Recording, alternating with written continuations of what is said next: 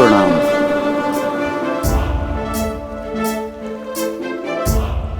प्रणाम विष्णुदेव। कल्याण हम सबकी रक्षा कीजिए प्रभु। मैं ऋषि दुर्वासा आपको शाप देता हूं। इस धृष्टता के दंड स्वरूप आप श्रीहीन हो जाएंगे।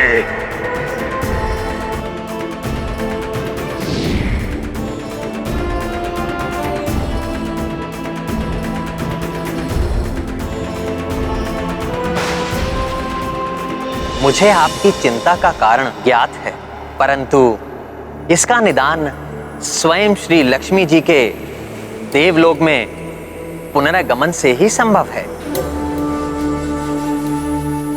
तभी आप अपने संपूर्ण ऐश्वर्य, वैभव और शक्तियों को प्राप्त करेंगे। परंतु ये कैसे संभव होगा? हमारा मार्गदर्शन कीजिए प्रभु। देवराज इंद्र, इसका एकमात्र उपाय है क्षीर सागर का मंथन।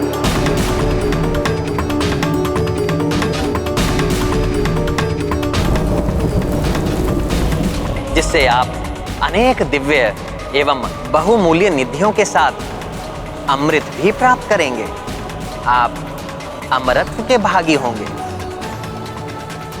हे प्रभु, आपके आदेश का पालन हम सभी देवताओं के लिए परम कर्तव्य है। देवलोक पर छाए संकटों के बादलों से उसे मुक्ति दिलाने के लिए हम हर संभव प्रयास करने के लिए तत्पर हैं। परंतु प्रभु, क्षीर सागर का मंथन कैसे होगा? क्षीर सागर का मंथन इतना सहज नहीं है देवराजन। उसके लिए आप देवताओं की उपस्थिति पर्याप्त नहीं। इसमें असुरों और दैत्यों का सहयोग भी चाहिए।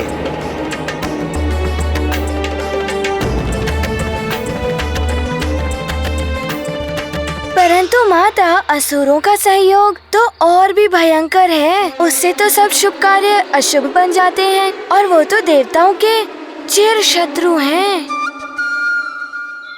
वो देवताओं की सहायता क्यों करते भला? ऐसे ही अनेक प्रश्न भी देवताओं के हृदय में भी थे। वो भी प्रभु वचनों से चकित थे, परंतु प्रभु का आदेश था। इस कार्य सिद्धि के लिए असुरों की सहायता अनिवार्य थी। इसीलिए देवताओं ने असुरों से संधि कर ली और सागर मंथन से प्राप्त होने वाली निधियों का बंटवारा करने का प्रण भी लिया। तो माता, क्या असुरों ने देवताओं के इस प्रस्ताव को स्वीकार कर लिया? हाँ पुत्र, असुर सागर मंथन के लिए प्रस्तुत तो हो गए, परंतु उन्होंने पूर्व में ही देवताओं से अमृत हरने की योजना गठित कर ली थी। इसका अर्थ है माता, उन्होंने अपनी आसुरी स्वभाव के अनुसार उस महामंथन में भाग लेने के पूर्व ही महाषड्यंत्र भी रच लिया था। पुत्र, शत्रु, मित्र और सहभागी को तो कोई भी छल सकता है, परंतु कण कण में व्याप्त सर्वव्यापी सर्वज्ञाता प्रभु को छलने की सामर्थ्य भला किसमें है? प्रभु को असुरों के इस योजना का ज्ञान था, परंतु प्रभु की सभी लीलाओं में कोई गूढ़ अर्थ एवं उद्देश्य निहित होता है, जिसका रहस्य उचित समय पर ही उजागर होता है। परंतु दुग्ध के समान उज्जवल विशाल क्षीर सागर का दोहन कैसे हो, ये विचार कर अति विशाल मंदराचल पर्वत को भी आमंत्रित किया गया कि वो इस मंथन में मथनी बने और नागराज वासुकी डोर बने, जिससे सागर मंथन संभव हो। परंतु माता, नागराज वासुकी के शीश की ओर से उन्हें पकड़ना तो संकटमय हो सकता था। तो फिर देवताओं और असुरों में क्या निर्धारित हुआ कि उनके दोनों ओर कौन रहेगा? तुम बहुत बुद्धिमान हो हनुमान, ये सत्य है। नागराज वासुकी के शीर्ष की ओर स्थित होने से मंथन प्रक्रिया में नागराज के मुख से प्रवाहित भीषण विष देवताओं को आहत कर देता, परंतु उन्हें ज्ञात था कि सरल आग्रह से असुर नागराज के मुख की ओर रहने के लिए कदापि सहमत नहीं होंगे। माता, इस संकट का समाधान कैसे किया देवताओं ने? शीघ्र बताइए माता, क्या हुआ? प्रभु विष्णु जी के सुझाव पर देवताओं ने असुरों से कहा कि श्रेष्ठता के अनुसार उन्हें नागराज के मुख की ओर रहने का अधिकार है। असुरों ने इसे अपना अपमान माना और हट करने लगे कि यदि उन्हें ये अधिकार नहीं मिला तो वे सागर मंथन में भाग नहीं लेंगे। यही तो देवता चाहते थे।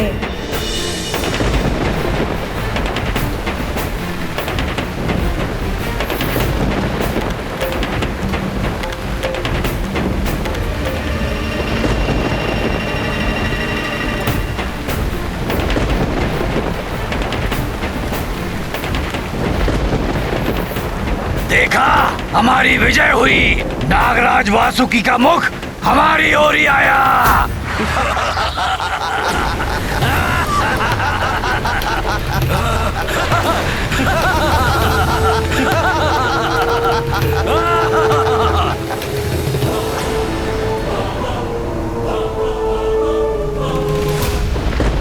इसीलिए कहते हैं शक्ति के साथ बुद्धि का होना आवश्यक होता है, क्योंकि बुद्धि बल पर सदैव भारी पड़ती है। परंतु माता, ये सब नियत होने के पश्चात क्या हुआ? फिर वो दृश्य उत्पन्न हुआ जिसका शब्दों में वर्णन असंभव है। देवताओं और असुरों ने मिलकर क्षीर सागर का मंथन प्रारंभ किया। महानतम बलि की, महानतम बलि की, महानतम बलि की।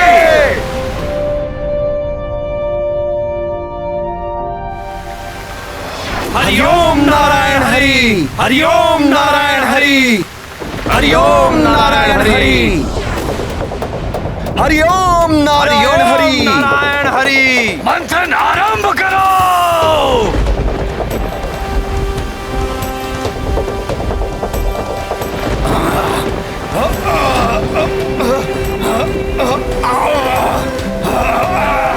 और बढ़ेगा। हरिओम नारायण हरि, हरिओम नारायण हरि, हरिओम नारायण, हरिओम नारायण हरि, नारायण हरि, हरिओम नारायण हरि, हरिओम नारायण हरि, हरिओम नारायण हरि।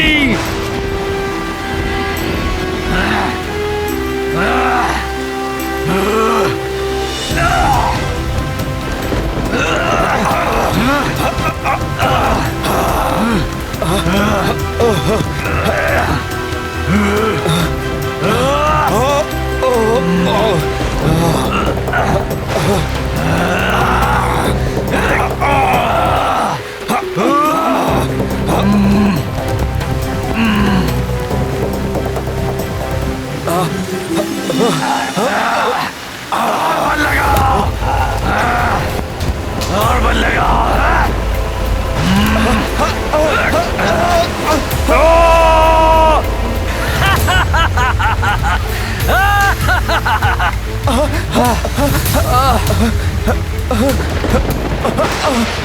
सागर मंथन के लिए ये किस पर्वत का चुनाव किया है इन देवताओं ने? कोई और सबल पर्वत लाना चाहिए था जो जल में भी स्थिरता से रह पाता। दिव्य मंत्राचल पर्वत की सामर्थ्य पर संदेह उचित नहीं है। बल लगाओ।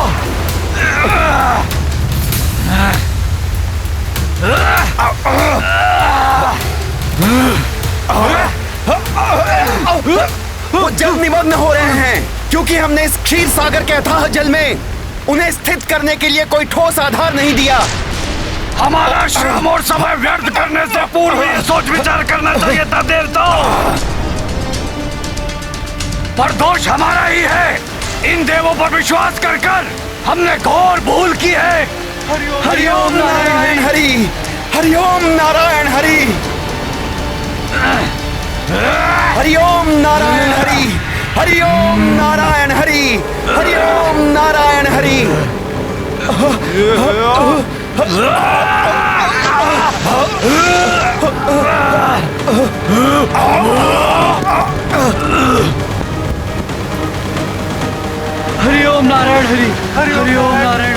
हरिओम नारायण हरि, हरिओम नारायण हरि।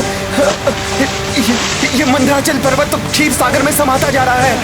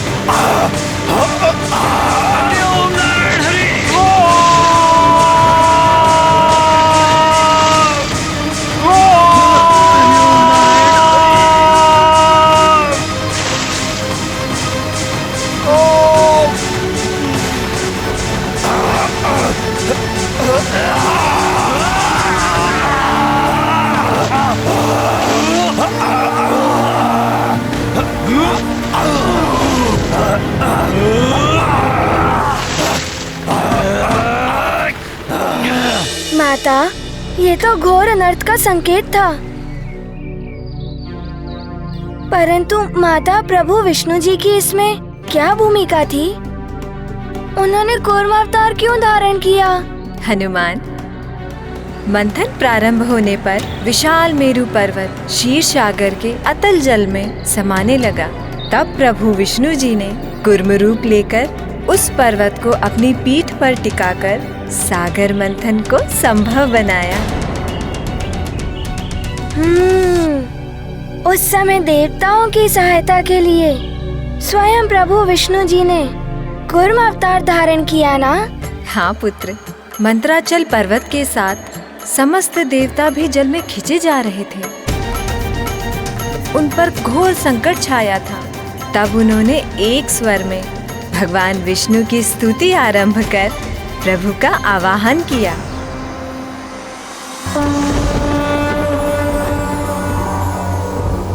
अजात जन्म सिद्धि संयमाय गुणाय निर्वाण सुभार्णवाय अणोरणिन्ने परिगणिधामे महानुभावाय नमो नमस्ते।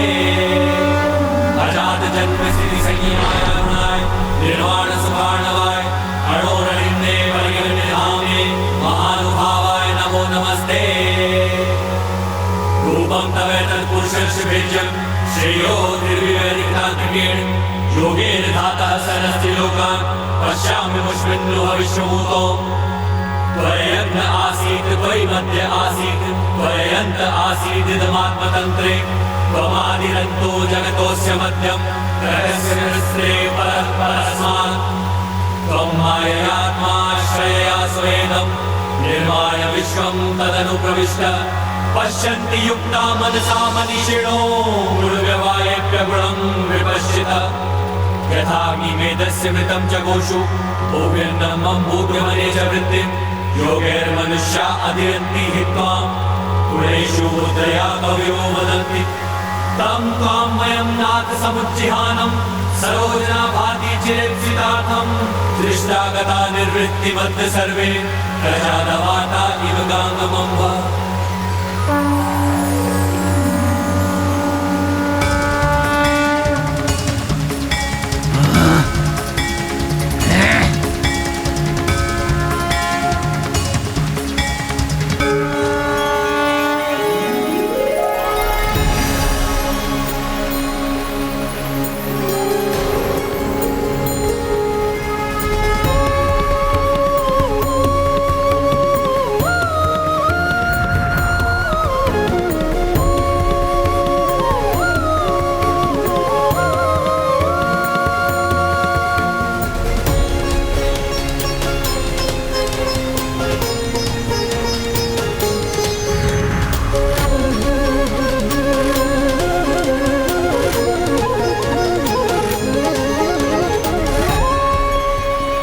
प्रणाम प्रभु नारायण।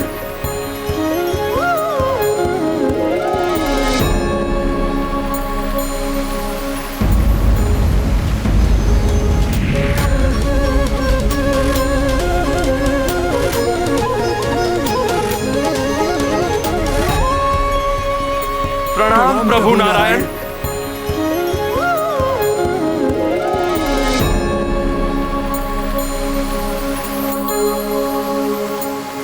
अत्यंत विचित्र बात है। ये कच्छप पंछियों की भांति आकाश में विचरण कर रहा है, परंतु देवता इसे देखकर इतने प्रसन्न क्यों हो रहे हैं?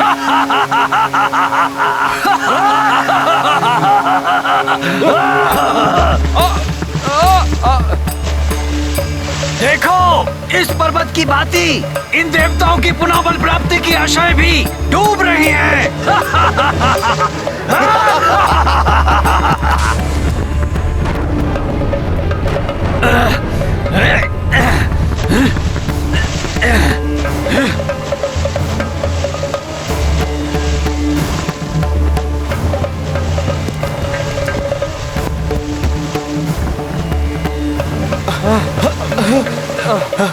मूर्ख है ये देवता, और उससे भी मूर्खतापूर्ण है इनकी ये योजनाएं।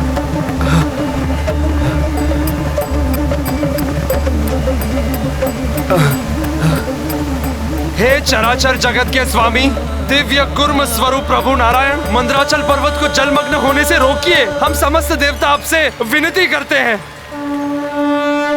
मंदरा रसातल डूबत जाई, देव असुर सब जल में समाई।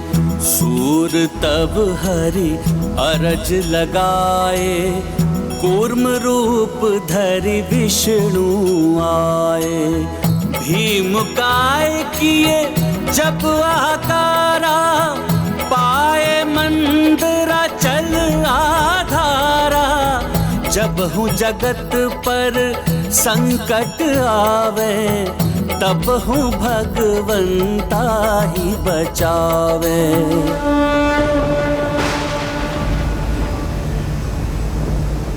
चलो यहाँ से, यहाँ हमें कोई सफलता प्राप्त नहीं होगी। चलो।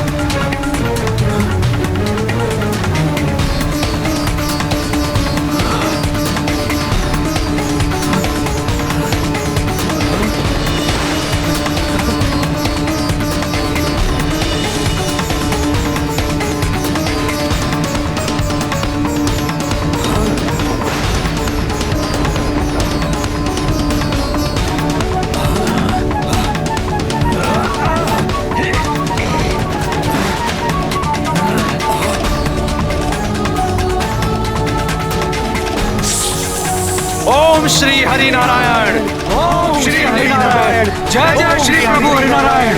ओम श्री नारायण, ओम श्री हरि नारायण।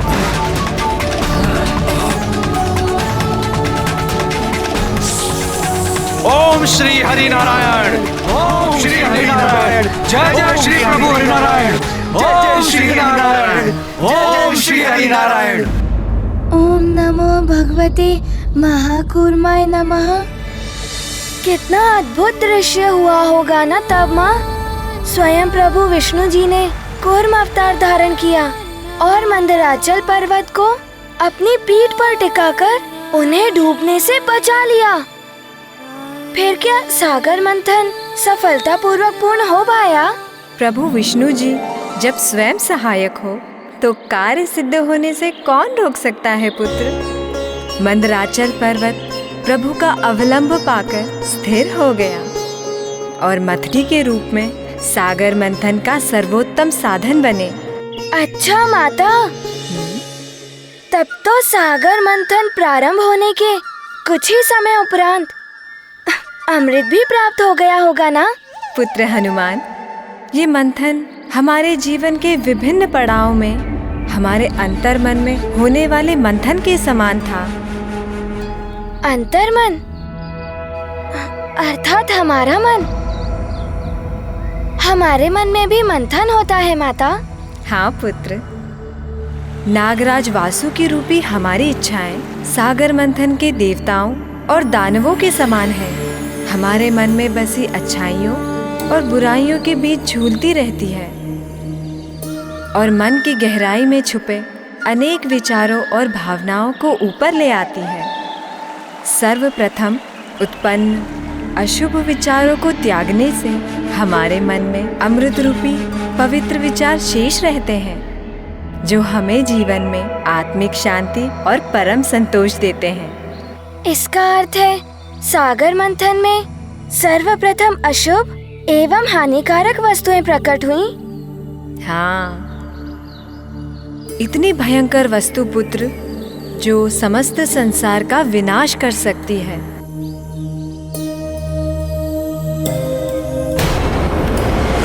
हरि ओम नारायण हरि, हरि ओम नारायण हरि।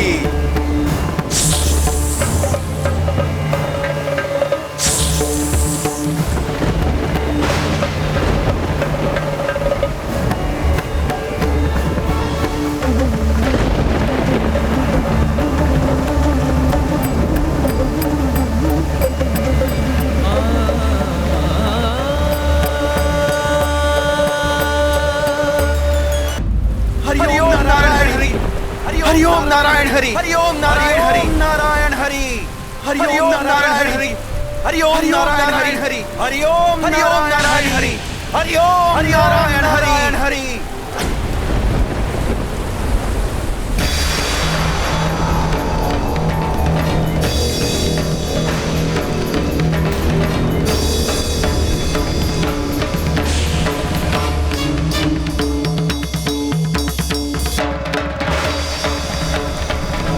ये क्या है जो संकटमयी काले मेघों का रूप लेकर हमें लील कर रही है? संपूर्ण वातावरण विषाक्त हो गया है इससे।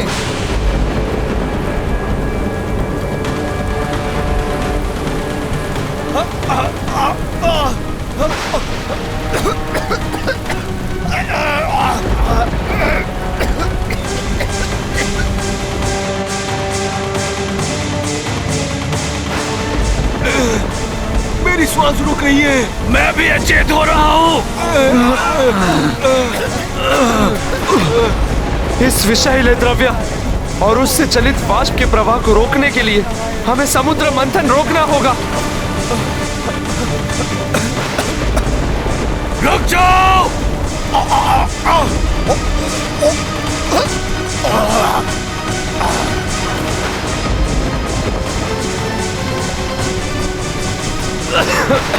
क्या है ये भयंकर द्रव्य जो नागराज वासुकी के इससे भी अधिक विषैला है? हलाहल, हलाहल है ये। अत्यंत विनाशकारी, संसार का सबसे घातक विष है ये। जिस तीव्र गति से इस प्राण घातक विष का संचार हो रहा है, उससे तो प्रतीत होता है शीघ्र ही ये संपूर्ण पृथ्वी को लील कर सृष्टि के सभी जीवों का प्राणांत कर देगा।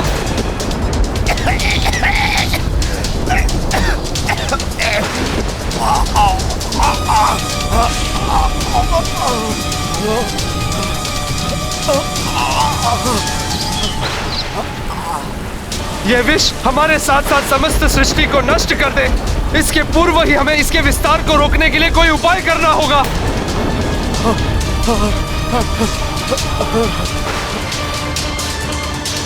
इतना विषैला और प्राणघाती विष था हलाहल।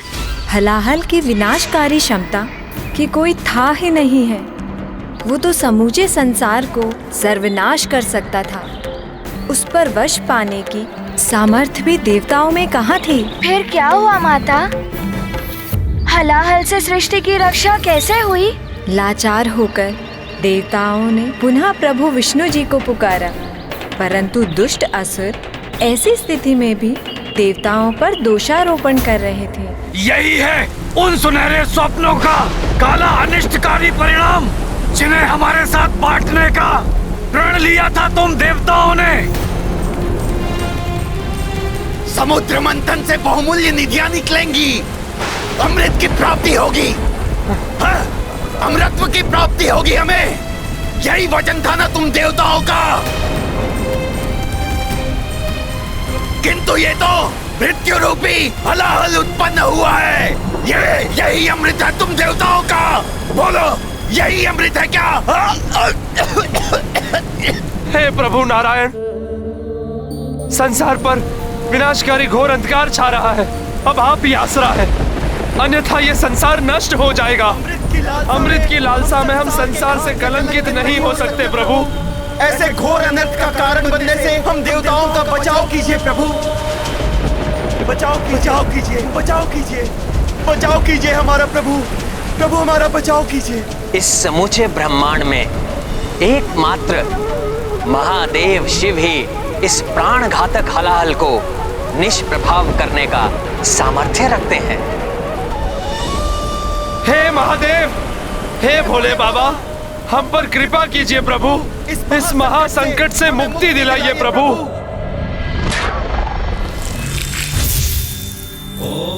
हमारे प्राणों की रक्षा महादेव, कीजिए, महादेव, महादेव, महादेव, हमारे प्राणों की रक्षा कीजिए। रक्षा कीजिए महादेव, महादेव रक्षा कीजिए। हम पर कृपा कीजिए प्रभु।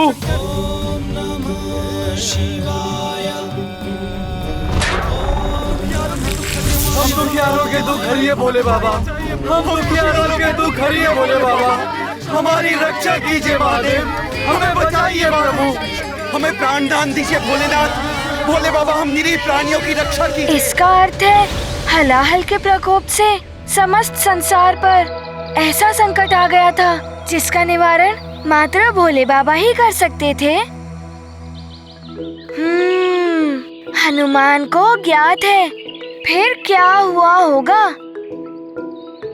जग के संकट हरने के लिए सदैव भोले बाबा तत्पर रहते हैं।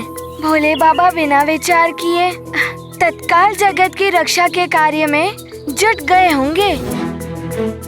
बताइए ना माता, ऐसा ही हुआ था ना? भोले बाबा शीघ्र ही अपने ध्यान से बाहर आ गए थे ना? कीजिए प्रभु, बस आप ही का आसरा है।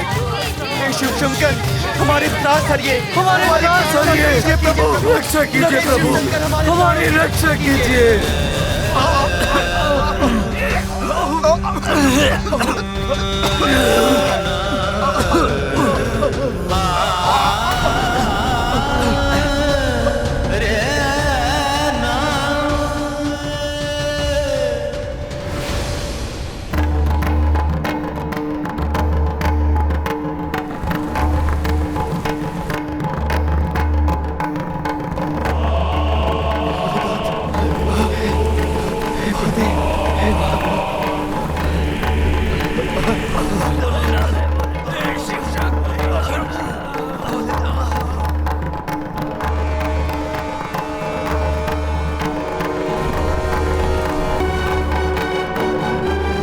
स्वामी,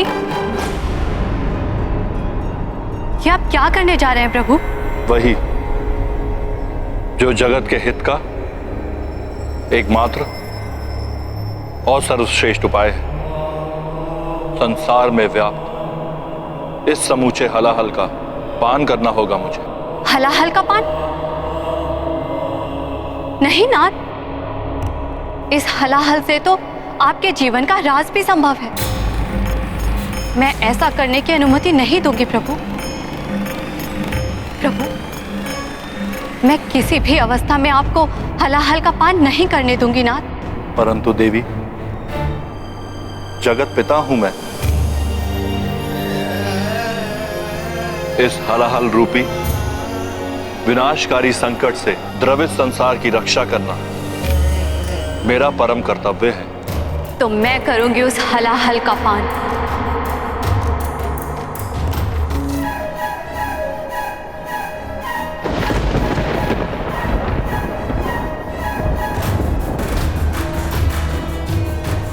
परंतु अपने नेत्रों के सामने अपने सुहाग पर आंच कदापि नहीं आने दूंगी। देवी, मेरे प्रति अपार प्रेम के कारण आप ये भूल रही हैं कि मेरा अनिष्ट असंभव है। आपका प्रेम ही मेरी सुरक्षा है। सुहागन धर्म की मर्यादा के अनुरूप आपका आचरण है मेरा जीवन कवच। अपनी मांग को सिंदूर से सुशोभित कर आप मेरी दीर्घ आयु सुनिश्चित करती हैं। पुनर्जन्म में आपका विश्वास वेदवाणी में आपकी आस्था प्रमाणित करता है। सुहागन का गौरव अर्थात नख छिद्र में आभूषण धारण करती हैं आप। पुष्पों से अलंकृत आपके बंधे केश मुझे प्रसन्नता देते हैं। मंगलसूत्र और उसके काले मोती के अनिष्ट से मेरी रक्षा करते हैं। लाल वस्त्र धारण कर आप मेरी समृद्धि का कारण बनती हैं। लाल वस्त्र पति के सौभाग्य का प्रतीक है, जो जगदम्बा के रूप में आप धारण करती हैं। आपकी पावों की पायल मुझे सकारात्मकता से परिपूर्ण करती हैं और बिछिया धारण कर मन समृद्धि में आप मेरी सहभागिनी बनती हैं। जिसकी पत्नी इतनी सुमंगली हो, उसका कोई अमंगल कैसे संभव है? जब आपकी अनंत शक्ति मेरे साथ है तो मुझे तुच्छ हलाहल से कोई हानि कैसे पहुंच सकती है? देवी, आप तो स्वयं जगदम्बा हैं। समस्त चराचर जीवों की माता हैं आप। फिर भी आप मुझे उनकी रक्षा करने से रोक रही हैं। देवी, किसी भी अनर्थ का संदेह अपने हृदय से निकाल दीजिए। मैं तो अजन्मा हूं, तो फिर मेरी मृत्यु कैसे हो सकती है? विनती करती हूँ स्वामी, मृत्यु जैसे अशुभ वचन अपने मुख से मत निकालिए।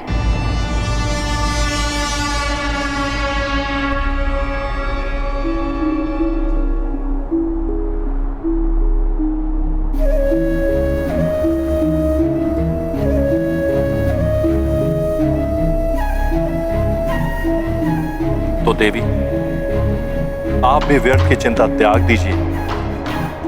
भयंकर अनर्थ हो उसके पूर्व ही हमें अपनी संतानों और संसार के सभी जीवों की रक्षा करनी चाहिए।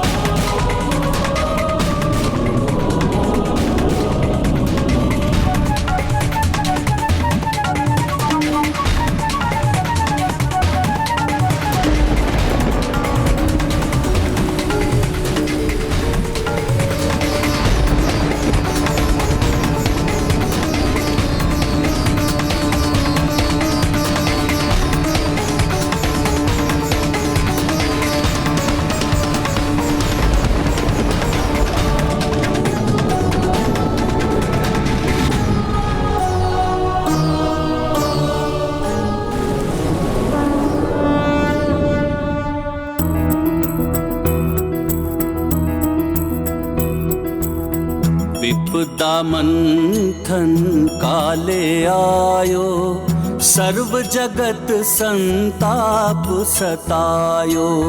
जीव डरे जीवन घबराए, भोले बाबा करिए सहाय। हाथ लियो तब गरल भयंकर, पान हलाहल कर ले शंकर। संकट से सृष्टि को बचाई, नीलकंठ शिव नाम धराई। रुकिए स्वामी। माता पार्वती ने भोले बाबा को फिर से क्यों रोक दिया माता? माता पार्वती ने भोले बाबा को फिर से क्यों रोक दिया माता? सृष्टि की रक्षा के लिए पुत्र। जो ब्रह्मांड हमें दिखाई देता है वो महादेव के उदर में ही स्थित है। इसीलिए हम कहते हैं कि सृष्टि के कण कण में शिव है। यदि हलाहल भगवान शिव के कंठ से नीचे उतरकर उनके उदर तक पहुंच जाता तो जगत का संहार हो जाता पुत्र। इसका अर्थ है हलाहल अभी तक भोले बाबा के कंठ में है?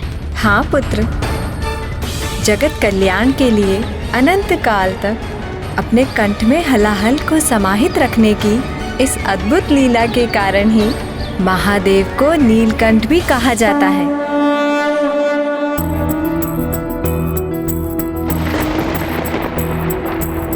जग में हलाहल लायो विनाशा, तब बस भोलेनाथ ही आशा। जय जय जय शिव शंभो देवा, विष पियो नीलकंठ कहेवा। करवे नमन राक्षस और देवा, बोले हरि भी जय महादेवा। तुम करुणानिधि दया के सागर, जय हो तुम्हारी जय जय महेश्वर।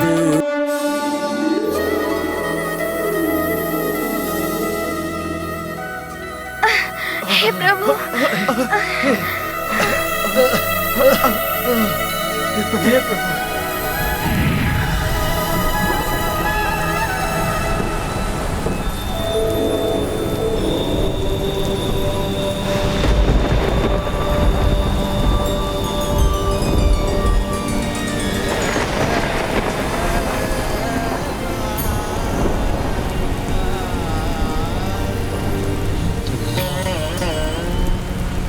आपकी महिमा अपरंपार है महादेव। अत्यंत विषैले हलाहल को अपने कंठ में समाकर आपने समूची सृष्टि का उद्धार किया है। हे नीलकंठ महादेव, आपकी जय हो। हाँ महादेव, आपकी जय हो। जय हो महादेव, जय हो, जय हो महादेव, जय हो महादेव, जय हो महादेव, आपकी जय हो महादेव, आपकी जय हो।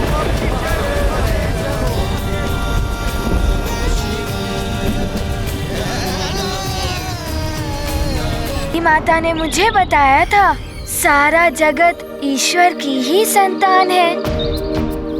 ईश्वर सदैव अपने पुत्र का कष्ट हरने के लिए दुख सहन करते हैं। जैसे जगत पालक विष्णु जी ने अपने पृष्ठ पर पर्वत रखकर उसके मथने का कष्ट सहन किया था, जगत के पिता भोले बाबा ने हलाहल जैसे विष को अपने कंठ में धारण करके भयानक विषाग्नि की पीड़ा सहन की थी, मात्र जगत के कल्याण के लिए। हाँ पुत्र, देव दानव मानव समस्त चराचर प्राणी ईश्वर की ही संतान है।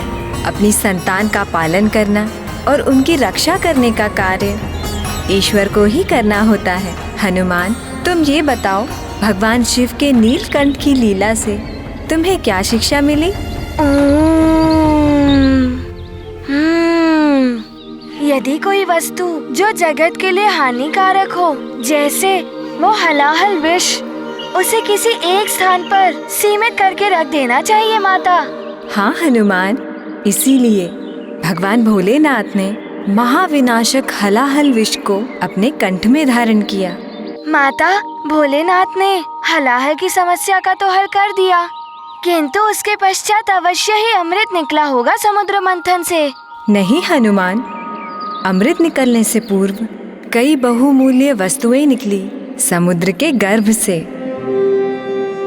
सबसे पहले कुछ बहुमूल्य रत्न एवं मणियां आदि निकली, जिसे देवताओं और असुरों ने आपस में ही बांट लिया, और तब समुद्र के गर्भ से उत्सर्जन हुआ सबकी इच्छा अनुसार वस्तुएं प्रदान करने वाली दिव्य कामधेनु गौ माता का।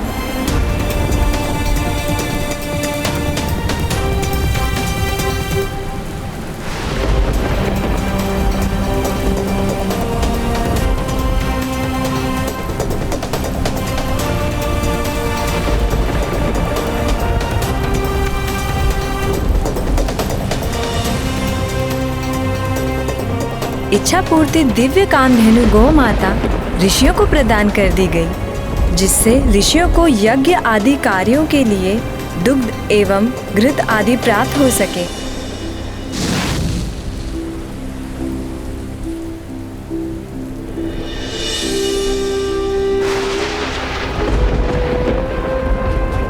हरिओम नारायण हरि।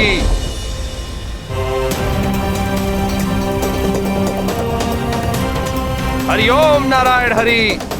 तत्पश्चात बहुमूल्य कौस्तुभ मणि का प्रकटन हुआ। चूंकि प्रभु श्री नारायण के कूर्म अवतार की सहायता से समुद्र मंथन संभव हो रहा था, अतः समस्त देवता कौस्तुभ मणि को प्रभु श्री नारायण को भेंट करना चाह रहे थे, किंतु कुछ असुरों ने इसका विरोध किया। ये कौस्तुभ मणि विष्णु देव को नहीं, हम असुरों को मिलनी चाहिए। हाँ, क्योंकि इससे पूर्व कामधेनु का इच्छा पूर्ति देवताओं के हितैषी ऋषियों को प्रदान हुई थी, अतः अब ये मणि हमें ही मिलनी चाहिए।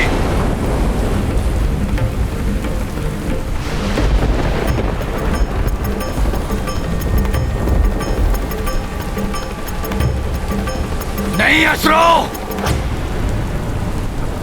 यदि प्रभु श्री नारायण इस समुद्र मंथन में हमारी सहायता नहीं करते तो ये मणि तो क्या, तो हमें कुछ भी प्राप्त नहीं होता। अतः ये मणि नारायण को भेंट करना ही सर्वथा उचित होगा।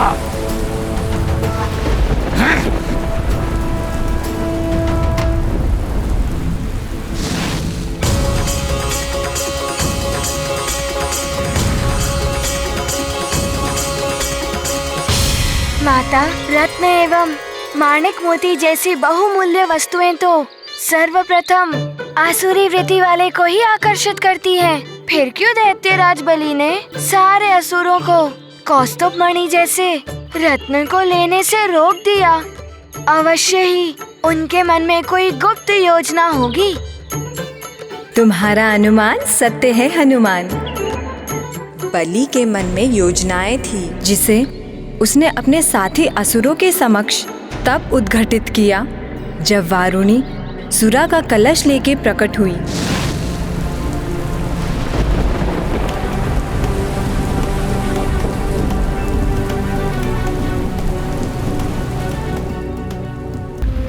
हरिओम नारायण हरि।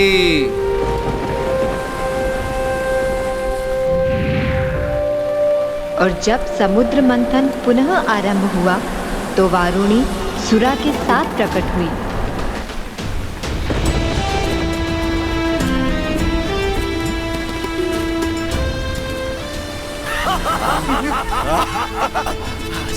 ये सुरा हमें ही मिलनी चाहिए। हमें मिलनी चाहिए। हमें मिलनी चाहिए। हमें मिलनी चाहिए।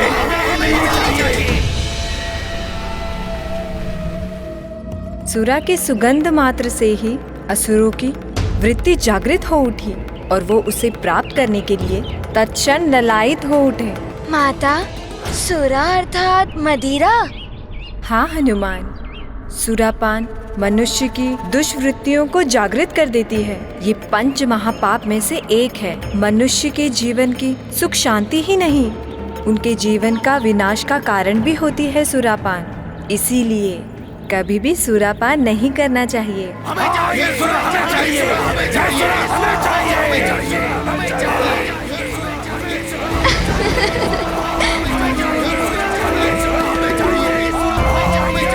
नहीं असुरों, शांत।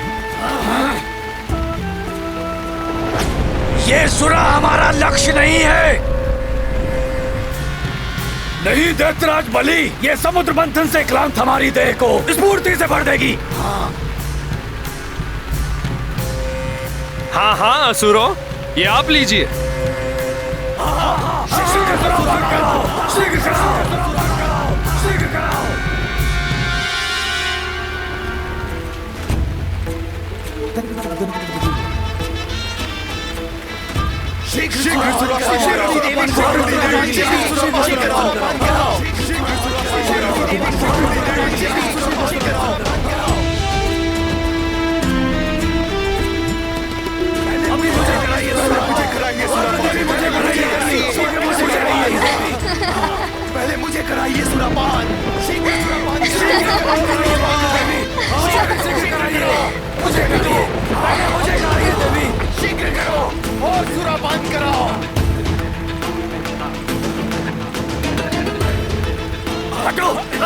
कहने दो, मेरा सुरापान नहीं करूंगा। हटो हटो। सुरा देखते ही आसुरी वृत्ति जाग उठी है इन असुरों की।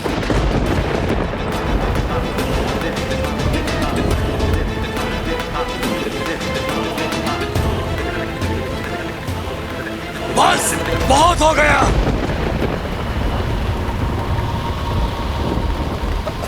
ये सुरापान करके आपस में ही लड़कर मरना है या फिर अमृत पीकर अमर होना है। इस विनाशकारी सुरा की मांग मत करो, हमें अमृत मांगना है और कुछ नहीं, जिससे कि जब अमृत उत्पन्न हो और हम उसकी मांग करें तो ये देवता विवश हो जाएं हमें अमृत प्रदान करने को।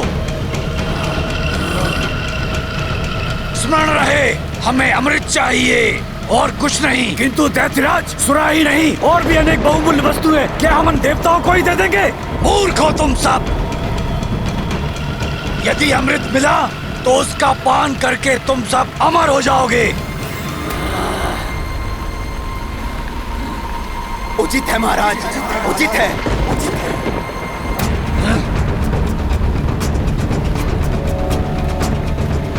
आरंभ किया जाए।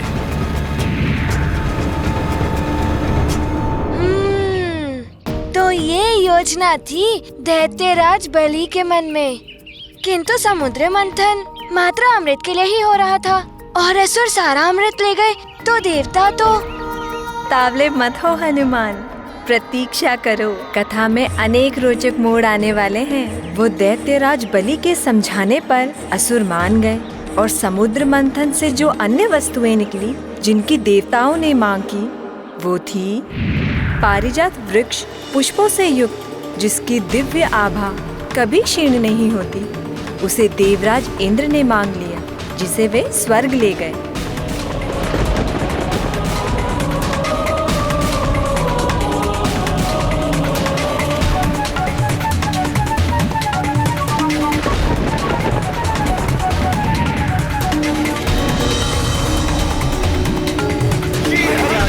हरिओम नारायण हरि।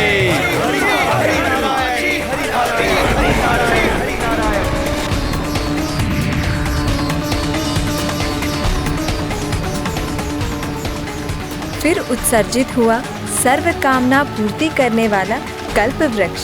उसे भी देवता प्राप्त करके स्वर्ग ले गए।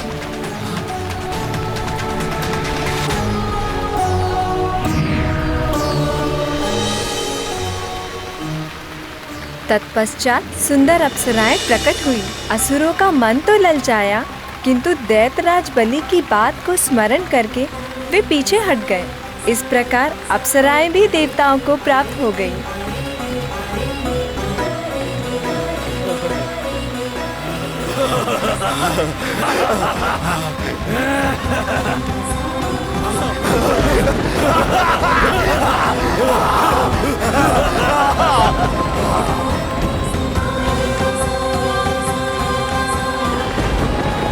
ले जाओ तुम देवताओं इन्हें भी।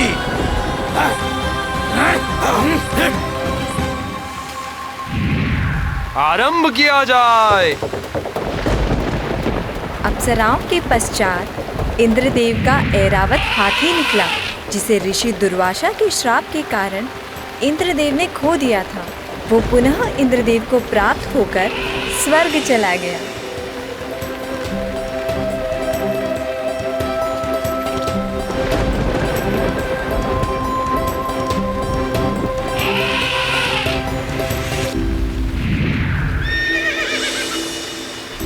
उसके पश्चात दिव्य अश्व उच्चैश्रवा समुद्र से निकला।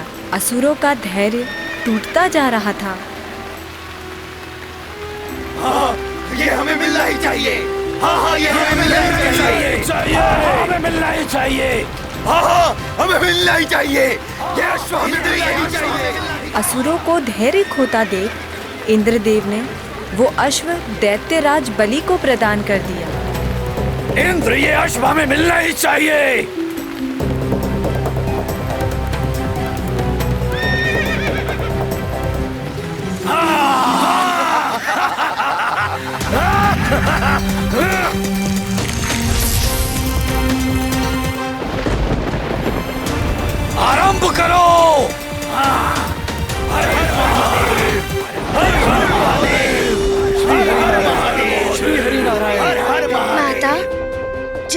वस्तुएं समुद्र से उत्सर्जित हुई थी, वो मात्र सारे देवता एवं असुरों को ही प्राप्त हुई थी। ऐसा नहीं है हनुमान। इसके पश्चात जो उत्सर्जित हुआ वो प्रभु भोलेनाथ को प्राप्त हुआ।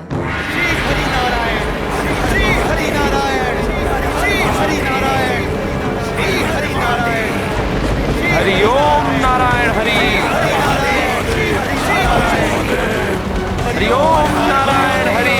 हरि ओम नारायण हरि।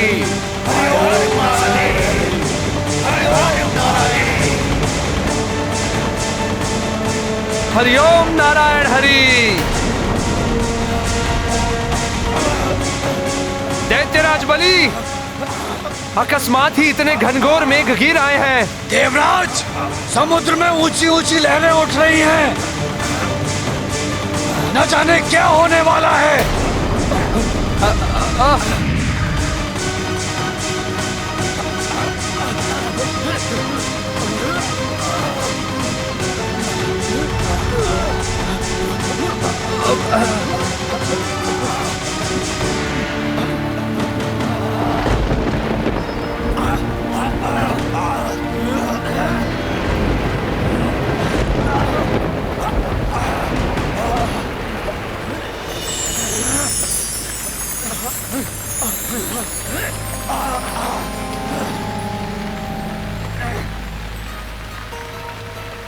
चंद्रमा?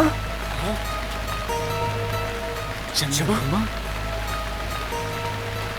चंद्रमा?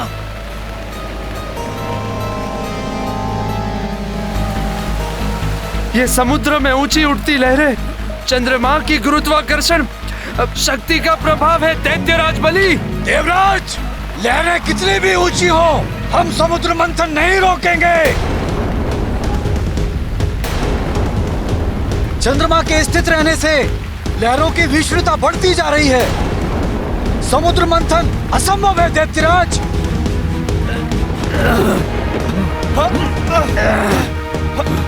चाहे कुछ भी हो जाए, जब तक अमृत की प्राप्ति नहीं होती, हम मंथन नहीं रोक सकते। आरंभ करो। दैत्यराज बलि, स्थिति बहुत विकट उत्पन्न हो गई है।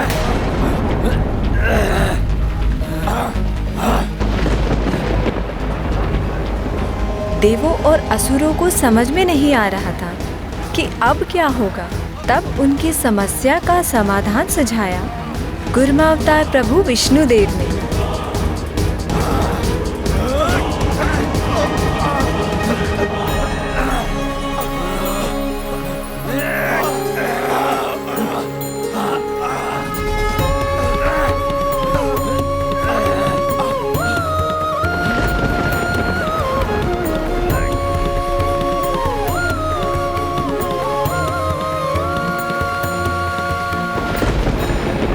रक्षा कीजिए महादेव, हमारी रक्षा कीजिए।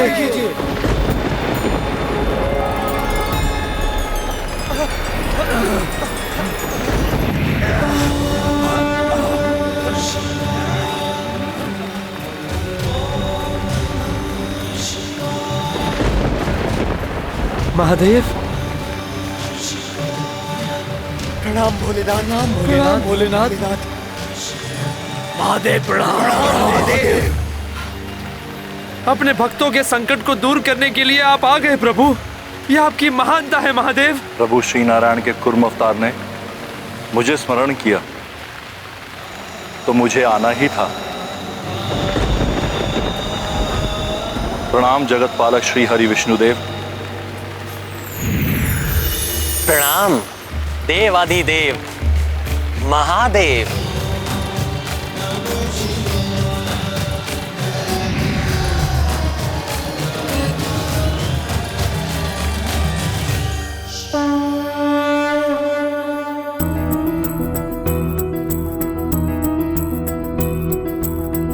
चंद्र गुरुत्वा ज्वार उठायो, मंथन काज पे संकट छायो।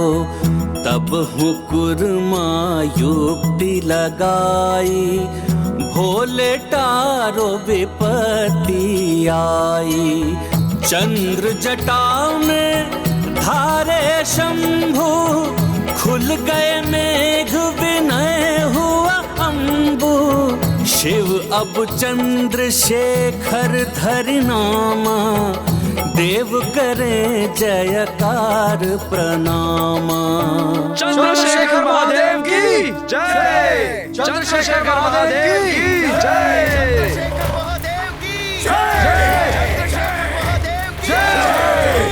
चंद्रशेखर महादेव की जय, चंद्रशेखर महादेव की जय, चंद्रशेखर महादेव की जय, चंद्रशेखर महादेव की जय।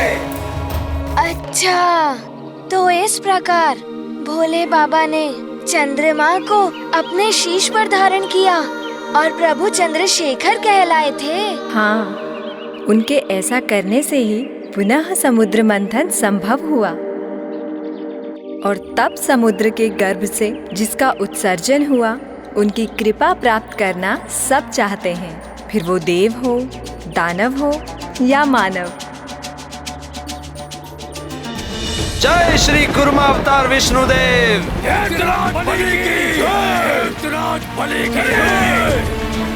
हरिओम नारायण हरि।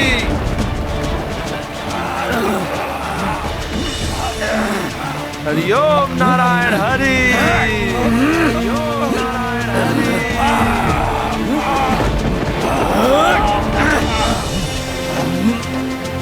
हरिओम नारायण हरि। हरिओम नारायण हरिओम नारायण नारायण नारायण हरि।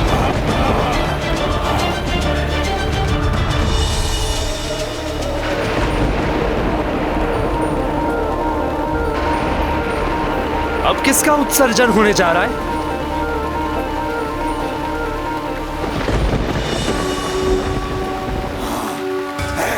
ये सुंदरी तो हमें मिलनी चाहिए, ये सुंदरी तो हमें मिलनी ही चाहिए। हाँ, ये सुंदरी तो हमें मिलनी ही चाहिए।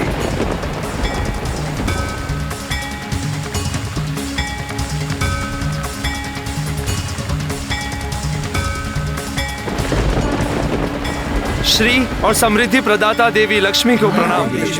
प्रणाम देवी लक्ष्मी। देवी लक्ष्मी।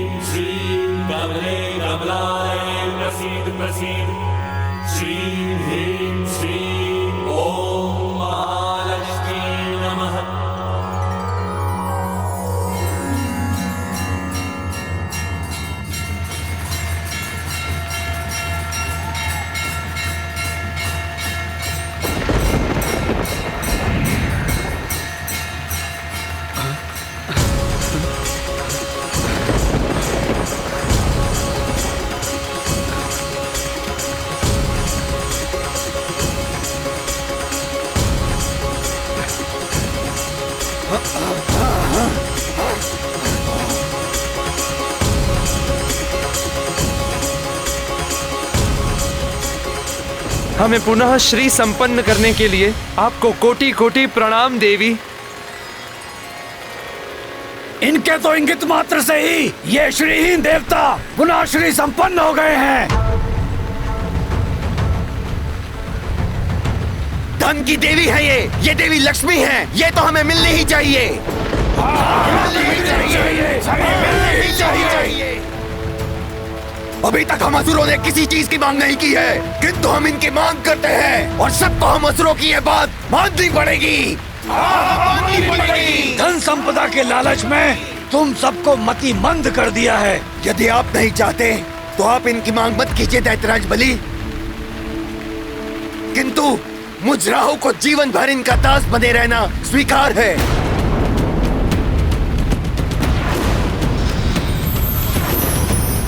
नहीं राहु, मैं तो विवाह करूंगा इससे, पटरानी बनाऊंगा इसे। बस दैत्यराज बलि, अपने असुरों को बता दीजिए कि ये देवी लक्ष्मी है, प्रभु श्री नारायण की अर्धांगिनी। इनके प्रति सम्मानजनक व्यवहार की अपेक्षा है हमें। ये कोई भी हो, परंतु हमारे परिश्रम से इनका आविर्भाव हुआ है। हमें मिलना ही चाहिए। मिलना ही चाहिए। करेंगे, कोई अन्य नहीं। हम ऐसा नहीं होने देंगे। जैसा करने का प्रयास भी करेगा उसका अंत कर देंगे हम। आगे बढ़ने का प्रयास मत करो, अन्यथा परिणाम भयंकर होगा। हट जाओ। विनाश कर देंगे। हम ही प्राप्त करेंगे। आगे बढ़ने का प्रयास मत करो, अन्यथा परिणाम भयंकर होगा। माता लक्ष्मी जी के प्रति ऐसी दुर्भावना कैसे उत्पन्न हो गई असुरों के मन में? यही है असुरी वृत्ति पुत्र हनुमान। जिनके मन दूषित होते हैं उन्हें मात्र अपना स्वार्थ दिखाई देता है। वो ये भी नहीं समझते कि कौन माँ, बहन, पुत्री समान है। ऐसी वृत्ति वाले मनुष्य स्वयं ही अपने विनाश का मार्ग खोल देते हैं। सत्य है माता।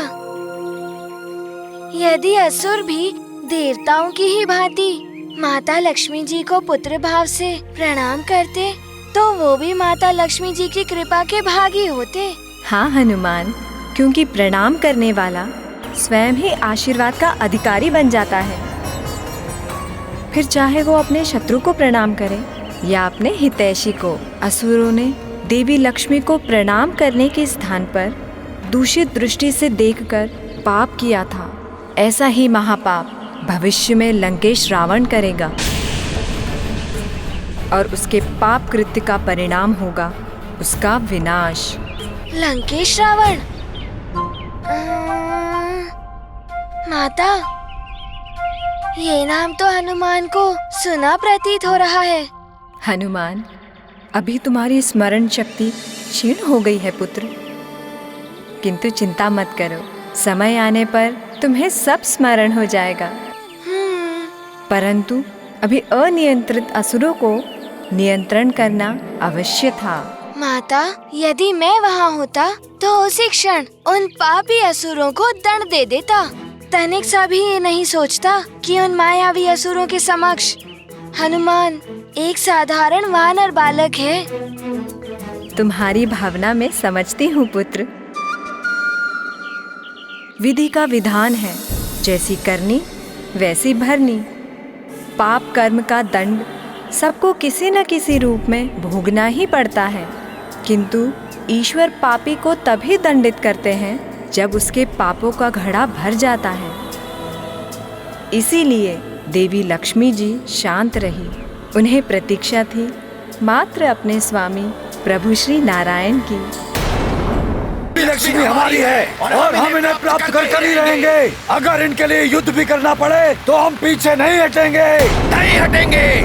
अपने विनाश को आमंत्रण मत दो असुरों, अन्यथा तुम सबको भुगतना होगा। देवराज इंद्र, दैत्यराज बलि के होते हुए असुरों का कोई अहित नहीं कर सकता।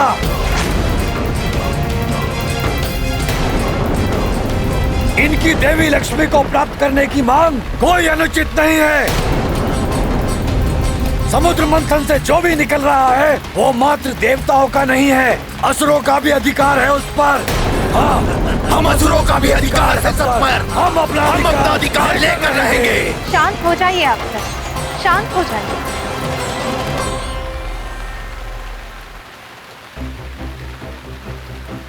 कन्या कोई भेंट की वस्तु नहीं है जिस पर कोई भी अपना अधिकार जताने लगे।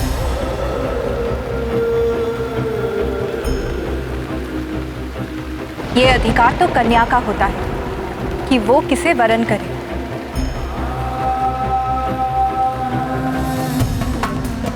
आप असुर मेरा वरण करना चाहते हैं, किंतु ये सत्य सर्वविदित है कि मैं श्री हरि विष्णु देव की अर्धांगिनी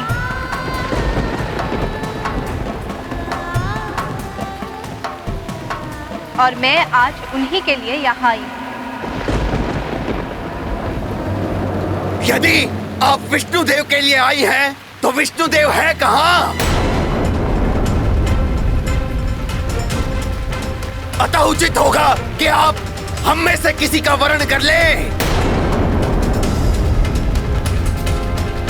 देवराज, यह असुर माता लक्ष्मी और प्रभु नारायण के प्रति ऐसे प्रश्न कैसे कर सकते हैं? हम सब समर्थ हैं, शक्तिशाली हैं। अगर वरण करना है तो हमारा कीजिए देवी।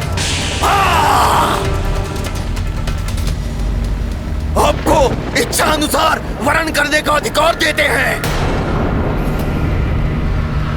हम में से किसी एक को चुन लीजिए। जो यहाँ उपस्थिति नहीं है उसका वरण कैसे कर सकती है आप? मुझे विश्वास है मेरे स्वामी विष्णुदेव यही है।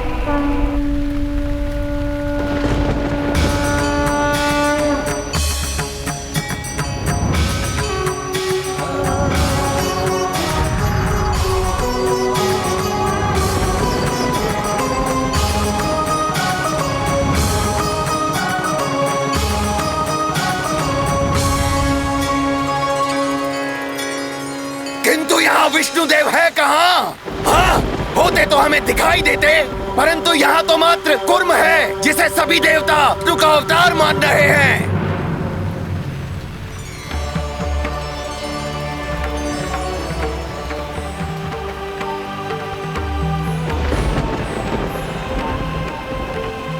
स्वामी श्री हरि के कुर्मावतार को प्रणाम।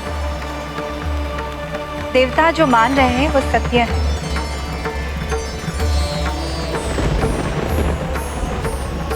इनकी उपस्थिति का अर्थ है कि मेरे स्वामी श्री हरि विष्णुदेव यही उपस्थित है। तो क्या आप हम महाबली असुरों को छोड़कर इस कुर्मावतार विष्णु का वरण करेंगी? बताइए।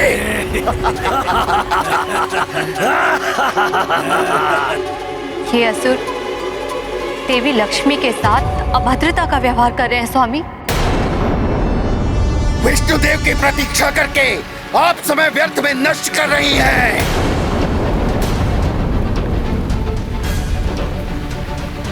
आपके समक्ष एक से बढ़कर एक महाबली योद्धा महा ऐश्वर्यशाली असुर उपस्थित हैं। वरण कर लीजिए किसी भी असुर का। स्वामी, ये कैसी परीक्षा ले रहे हैं आप मेरी? ये प्रतीक्षा की घड़ियां असह्य होती जा रही है। मैं यहाँ आ गई हूँ, अब आप भी आ जाइए। श्री हरि नारायण।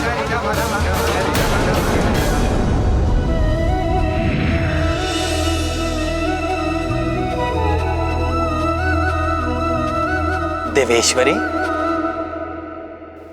प्रणाम। श्री हरि, आप अचानक यहाँ?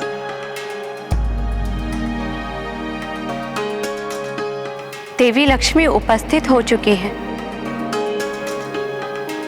फिर आप उन्हें इतनी प्रतीक्षा क्यों करा रहे हैं? उन्होंने भी तो मुझे बहुत प्रतीक्षा कराई है देवेश्वरी। श्री हरि, ये बालकों की भांति हट है आपका या कोई लीला? आप जो चाहे समझ लीजिए देवी। अच्छा, तो एक बहन के हट से आपका परिचय नहीं हुआ है। आपको स्मरण है ना, मेरे विवाह में भ्राता की सभी रीतियां आपने निभाई थी। तो ये आपकी बहन पार्वती आपको हठात भी देवी लक्ष्मी के समक्ष ले जा सकती है।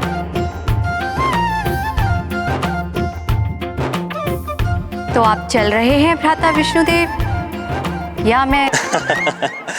अच्छा अच्छा, चलता हूं। सत्य तो यह है कि मैं अपनी बहन देवेश्वरी की ही प्रतीक्षा कर रहा था। बिना बहन के भाई कैसे जा सकता है विवाह के लिए?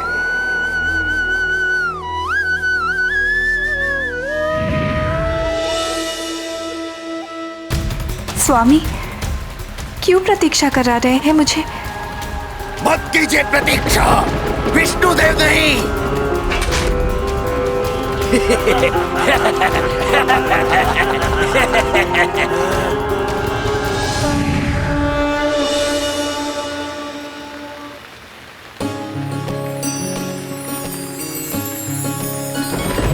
प्रभु, मेरे स्वामी, प्रणाम।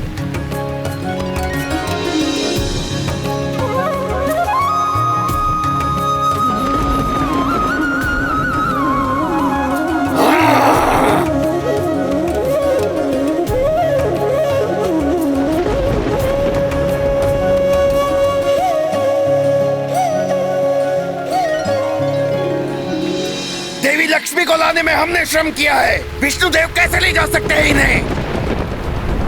मुझे चाहिए, मुझे चाहिए। हाँ मुझे चाहिए। शांत शांत।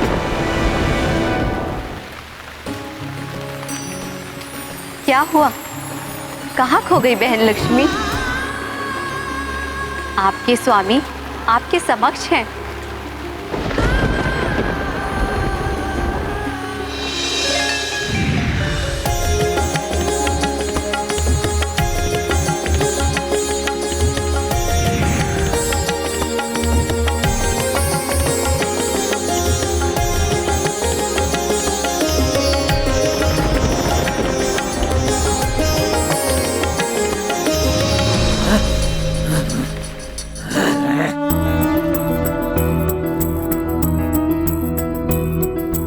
अद्भुत अलौकिक मंगल बेला, होत पुनः लक्ष्मी हरि मेला।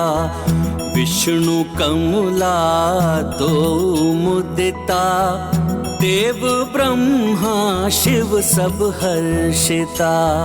वरमाला जब डारि परस्पर, बरसाए सब पुष्प युगल पर। व्यापत है कण कण में उल्लासा, आई पुनः करवे श्रीवासा।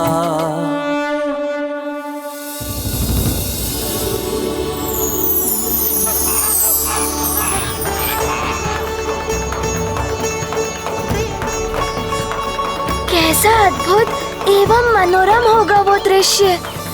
प्रभु श्री हरि नारायण का विवाह माता लक्ष्मी के साथ, भोले बाबा तथा समस्त देवगण एवं देवियां भी उपस्थित।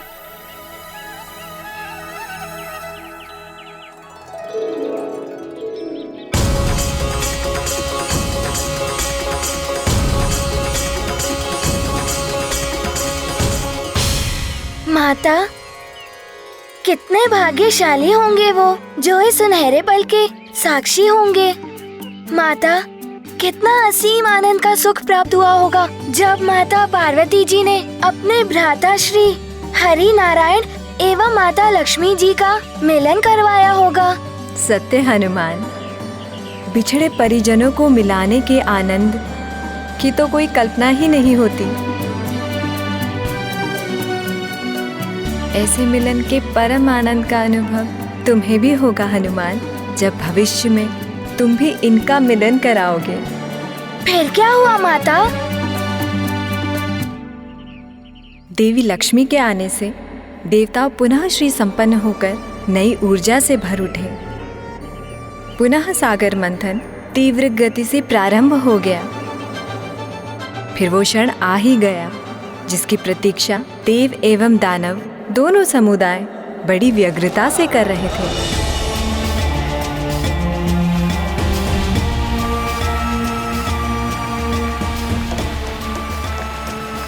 जय श्री हरि विष्णुदेव, जय श्री हरि विष्णुदेव।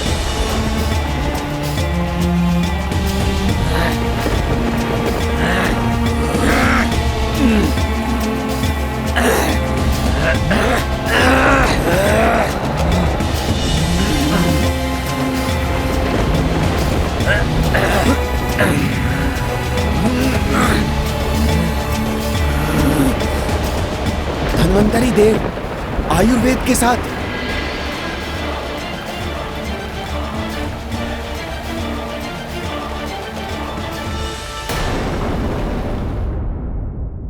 प्रत्येक व्यक्ति को उसकी योग्यता और कर्मानुसार ही ईश्वर फल देते हैं।